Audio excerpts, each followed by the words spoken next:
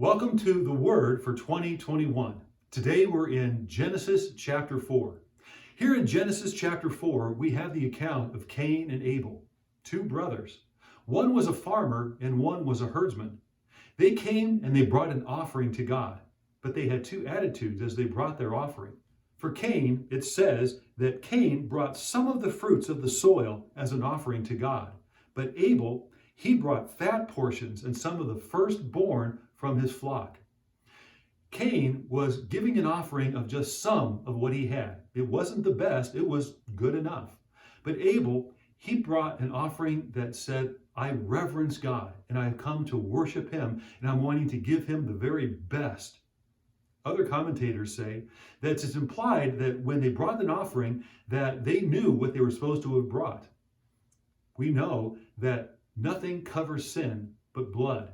For the wages of sin is death, and without the shedding of blood, there is no forgiveness of sin. So Abel, he brought a lamb probably. He shed its blood. He brought the fat portions. He brought the firstborn, the very best that he had. Cain's offering was not accepted. It was rejected, and he became angry. And so then it says in verse 6 that God came to Cain and asked him two questions. Why are you angry, and why is your face downcast?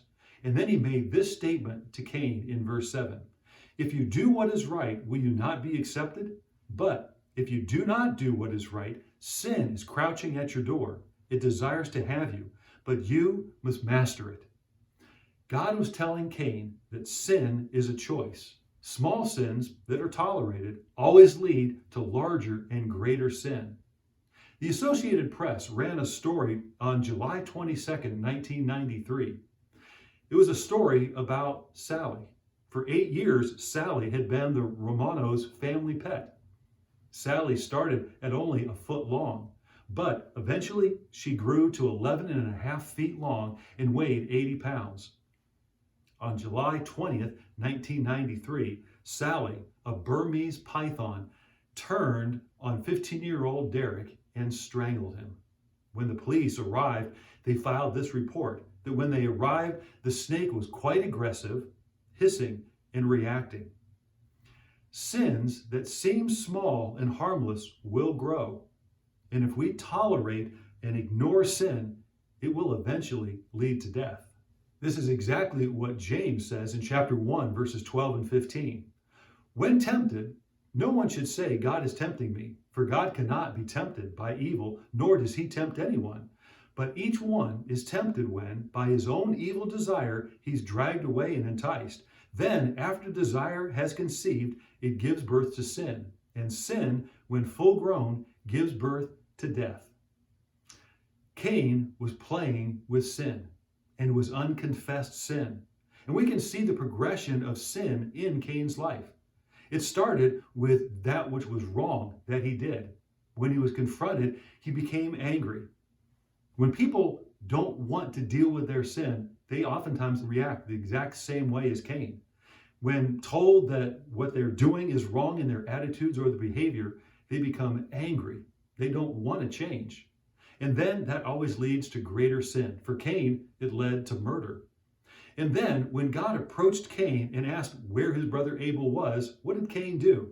He then said, I don't know. Am I my brother's keeper? It was proud answering. It was sarcastic. It was antagonistic. It was rebellious. It was disrespectful. All of those are signs of unconfessed sin. But then there was a refusal to accept responsibility for sin. And then finally, Cain deliberately left God's presence. He never apologized. He never sought to do what was right. He simply left God's presence. That's the progression of sin. I need to ask a question here today. Is there anything that you are tolerating, any sin that you are tolerating, no matter how small it might be? We need to understand that sin doesn't always affect us alone, but it always affects others too. There's a church down in Albany, Georgia. It's the Sherwood Baptist Church. They became very well known as they worked with the Kendrick brothers in making very, very good films. Their first film was called Flywheel. Then there was Facing the Giants, and then Courageous. The pastor of the church always went to the people that were going to be part of every film because the film was made up mostly of all volunteers. He went to them and he would ask one question. He would say to every person wanting to be involved in that project, is there anything in your life that would cause God not to bless this work? The implication is, if there is sin in your life, unconfessed sin that you're not willing to get right, you shouldn't be a part of this work because we want God's blessing. So again, that question, is there anything in your life that would keep God from blessing this work? That's a great question for all of us, isn't it? So what is the solution to sin? Let me give you 4 steps. The first is to tell God about it now, out loud. As you're talking to God about what's happening in your life, the decision that you're making, what you're involved in, and you know that it's wrong, acknowledge it as sin. Call it what it is. It's not a mistake. It's not a bad habit. It's sin. Anything that goes against what God has told us in His Word, any lifestyle, whatever it is, God calls it sin, and we need to agree with God. The third is to ask for forgiveness. Turn and repent from it. Get away from doing it. Do what is right and not that which is wrong. God will forgive because He is faithful and just to forgive us of our sin if we simply ask Him and repent of it. And then, number 4, begin pleasing God. Do what is right. God is gracious and compassionate, slow to anger, and abounding in love. I love what Henry Blackaby once said. Blessing always follows obedience.